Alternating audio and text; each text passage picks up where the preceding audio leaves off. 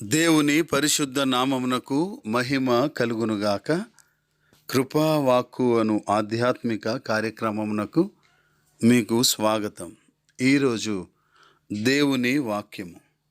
నీవు సత్క్రియ చేయని ఎడల వాకిట పాపము పొంచియుండును, నీ ఎడల దానికి వాంఛ కలుగును, నీవు దానిని ఎలుదవనెను. ఆదికాండము 4వ అధ్యాయము 7వ వచనము. ప్రియమైన వారలారా, పాపము మనలను ఒక క్రొత్త అనుభవంలోనికి నెట్టడానికి ఎప్పుడూ చూస్తూనే ఉంటుంది. సరిగ్గా జీవించడం పెద్ద అవసరమేమీ కాదని, మనలను ఒప్పించుట ద్వారా లేక భౌతిక ఇంద్రియాలకు నచ్చే విధంగా శోధించుట ద్వారా ప్రలోభ పెట్టడానికి ప్రయత్నిస్తుంటుంది. అయితే అది మన జీవితాలను కబళించకుండా ఉండడానికి, దానిని మనం జయించుటకు మనకు ఒక మార్గం ఉన్నది.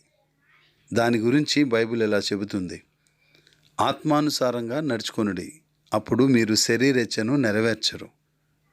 మనము శోధన ఎదుర్కొన్నప్పుడు మనము దానిని ఒంటరిగా ఎదుర్కోవడం లేదు.